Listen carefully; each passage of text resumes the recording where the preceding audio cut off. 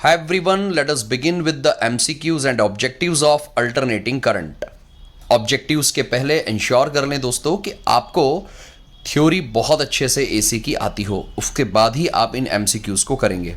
सबसे पहले हम बात करते हैं फर्स्ट ऑब्जेक्टिव, वो डिवाइस जो मैकेनिकल वर्क को इलेक्ट्रिकल एनर्जी में कन्वर्ट कर रहा है, उस डिवाइस का नाम होगा दोस्तों डायनामो और generator. Dynamo generator mechanical work को इलेक्ट्रिकल एनर्जी में कन्वर्ट करेगा। Next, the core of transformer is made up of soft iron. याद आया, जो सॉफ्ट आयरन है उसी की बनी होती है ट्रांसफार्मर की कोर। और सॉफ्ट आयरन इसलिए ताकि हिस्टैरिसीस लॉस कम किया जा सके, ये हमने ट्रांसफार्मर में डिस्कस किया है। इन transformer core is made up of soft iron so that hysteresis loss can be reduce. Choke coil is used to control AC current. Yes, choke coil is used to control AC current, alternating current. Alternating current shows only heating effect. Current के तीन effect होते हैं, chemical, magnetic और heating. तो AC shows only heating effect, only heating effect. Next, the peak value of current in AC circuit is 50√2. RMS value of current will be 50. याद रखिए दोस्तों, IRMS होता है I0/√2। IRMS होता है I0/√2। इस रिलेशन से आप लोग यहाँ पर अगर पीक वैल्यू दी है 50√2 तो आप RMS वैल्यू को 50 एम्पियर निकाल पाएंगे। Is it clear? इसके बाद अगर हम बात करते हैं अगले MCQ की, द वर्किंग ऑफ डायनामो और generator is based on. Working of dynamo या जनरेटर जो होता है दोस्तों, ये बेस्ड होता है इलेक्ट्रोमैग्नेटिक इंडक्शन EMI। याद करिए, डायनामो या जनरेटर में जब कॉइल रोटेट होगी, मैग्नेटिक फ्लक्स चेंज होगा और फ्लक्स चेंज होगा तो इंड्यूस्ड EMF और करंट पिक्चर में आएगा। तो working of dynamo is based on EMI, electromagnetic induction. Next, transformer work at constant power. ये हमने ऑलरेडी डिस्कस किया है। Transformer working is based on mutual induction. Yes, the working of transformer is based on mutual induction. Choke coil is used only in AC circuit. Yes, choke coil AC circuit के लिए use करेगा and it reduces the power loss. ये power loss को reduce करने में help करता है, energy loss को रिड्यूस करने में हेल्प करता है। यूनिट ऑफ इम्पिडेंस इज ओम। याद रखना दोस्तों, इम्पिडेंस हो, रिएक्टेंस हो, दोनों की ही यूनिट रहेगी बेटा ohm. Frequency of DC, direct current की फ्रीक्वेंसी होती है 0। ओके।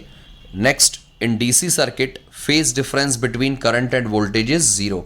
बेटा DC सर्किट में कभी कोई फेज डिफरेंस की समस्या होती ही नहीं है, तो DC सर्किट में करंट और वोल्टेज के बीच का फेज डिफरेंस रहेगा always 0। After that, working of AC instrument is based on AC केवल हीटिंग इफेक्ट बताता है। दैट्स वाई जो भी अल्टरनेटिंग करंट मेजर करने के लिए एमीटर होगा वो हीटिंग इफेक्ट पे ही बेस्ड काम करेगा। Next, for a complete cycle of AC average value of current is 0। हमने ऑलरेडी डिस्कस किया है, एक कंप्लीट साइकिल जो होती है AC की, इसमें एवरेज वैल्यू जो होती है करंट की, it is always 0। RMS value जो होती है वो अल्टरनेटिंग करंट की 70.707, मतलब अप्रॉक्स 70.7%, नियर अबाउट 71%। याद रखना ये फिगर। जो RMS करंट है वो पीक करंट का 70.7 या अप्रॉक्स 71% होता है। ओके, जिसे हमने कुछ देर पहले क्या लिखा था, I0/√2। ओके। इसी तरह next, a capacitor block DC। क्यों? याद करिए, जो कैपेसिटर होता है वो जो रिएक्टेंस ऑफर करता है वो होता है 1/ωc। DC के लिए ओमेगा ज़ीरो, तो 1/0 से ये वैल्यू कितनी आ जाएगी दोस्तों, इनफाइनाइट। तो a capacitor block DC। Okay, याद रखिएगा, अ कैपेसिटर ब्लॉक DC। अब देखिए यहाँ पर, a capacitor block DC because it's reactance for DC is infinite. याद रखिएगा, जो कैपेसिटर होता है बेटा वो DC डायरेक्ट करंट को ब्लॉक करता है क्योंकि उसका रिएक्टेंस होता है इनफाइनाइट। इसके बाद, इन AC circuit containing only capacitor current Leeds voltage by face pi by 2, ये हमने ऑलरेडी पढ़ा है। एल सर्किट हो या सी सर्किट हो या एलसी सर्किट हो, तीनों में ही फेस डिफरेंस जो होगा वो होगा pi by 2। Average value of current for positive half cycle, केवल हाफ साइकिल की एवरेज करंट की बात करें तो वो 2 by pi times of I naught. Complete cycle में average value 0, but half cycle में एवरेज वैल्यू होती है 2 by pi times of I naught. Okay, ये रिलेशन याद रखिए। Ohmic resistance of ideal inductor, ideal inductor वो होगा जिसका ओहमिक रेजिस्टेंस होगा 0। यूनिट ऑफ इंडक्टिव रिएक्टेंस अभी बात की थी, ये देखिए बोर्ड एग्जाम में भी पहले आ चुका है। रिएक्टेंस हो इंपिडेंस हो, यूनिट हमेशा क्या रहेगी? ओम। एक बहुत इंपॉर्टेंट ऑब्जेक्टिव है बेटा, रेजोनेंस फ्रीक्वेंसी का।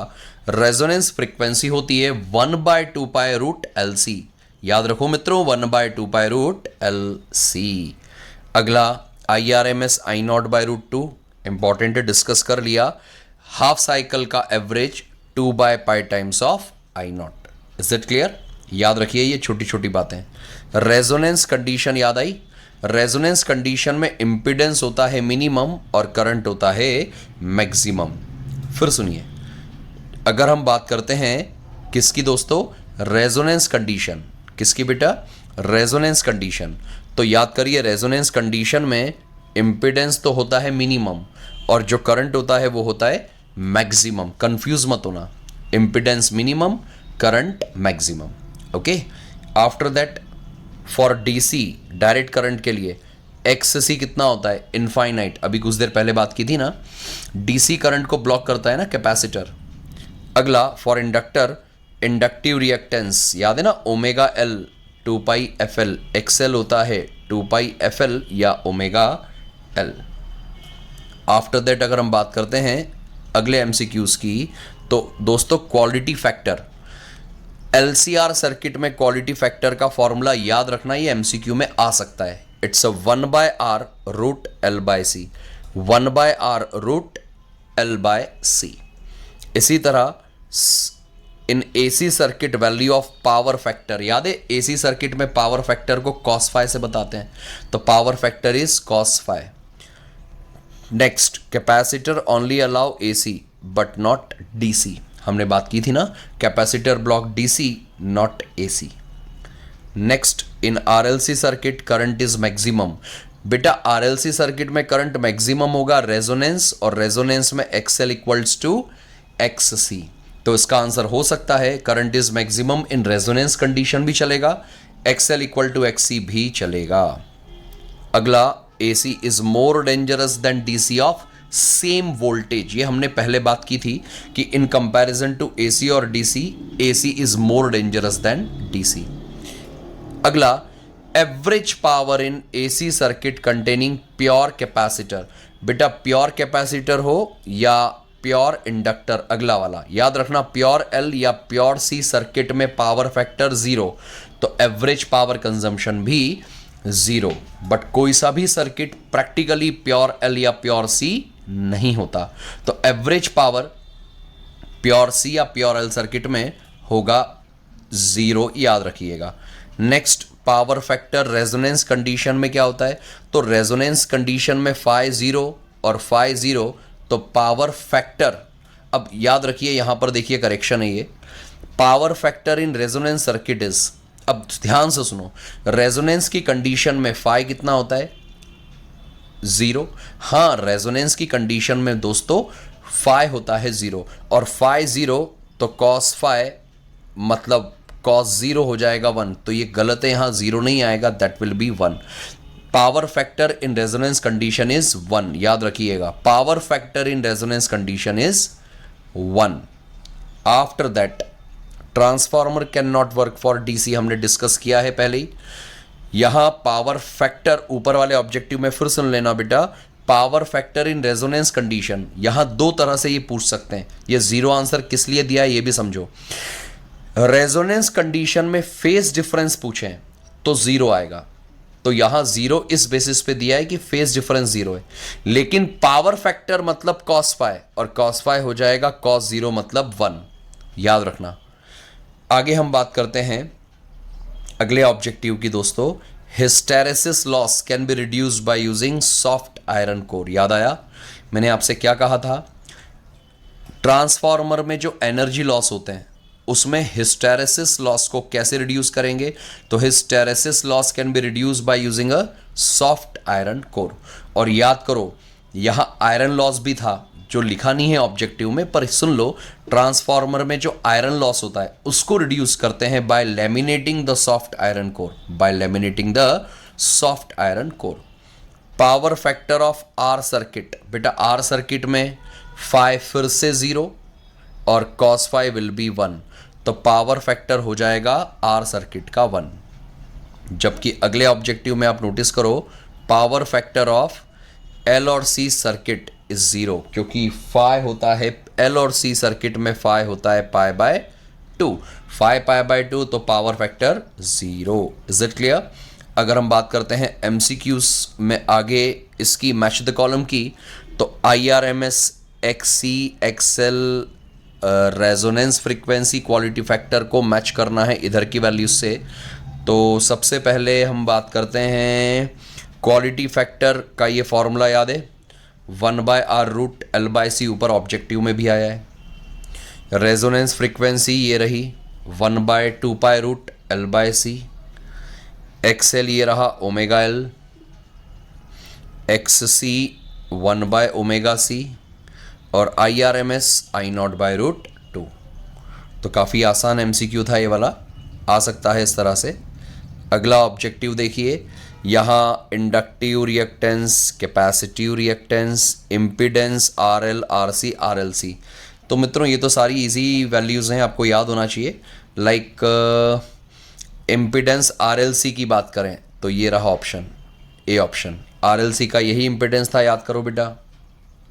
आफ्टर दैट RC सर्किट के लिए, RC सर्किट के लिए ये रहा √R² plus XC²। RL circuit का ये रहा √R² plus XL²। Capacitive reactance XC ये होता है ना 1/ωc, 1/2πfc, और inductive reactance ω/L। I hope ये क्लियर है आप सभी बच्चों को। इसके बाद अगर हम बात करते हैं अगले MCQ की, वही match the column, dynamo electric motor. अब ये ध्यान से पढ़ो सभी। डायनामो का वर्किंग सबसे पहला ऑब्जेक्टिव था। The working of dynamo is based on, the working of dynamo is based on, याद करिए, the working of dynamo is based on electromagnetic induction. तो फिफ्थ ऑप्शन ई वाला करेक्ट होगा। Okay, after that electric motor, electric motor magnetic effect of current. Electric motor में current flow होगा जो magnetic field में है रखी है कॉइल, और वो कॉइल रोटेट होगी। Working is based on magnetic effect of current. Core of transformer is made up of soft iron. Laminated core is use to reduce eddy current. Receiver circuit जो होता है बेटा वो LCR रेजोनेंस सर्किट होता है। तो ये भी कोई बहुत दम नहीं है, इजी है ये सारे MCQs थे हमारे AC के। बहुत अच्छे से इन MCQs को फिर से रिवाइज करिएगा और लिख कर याद करिएगा।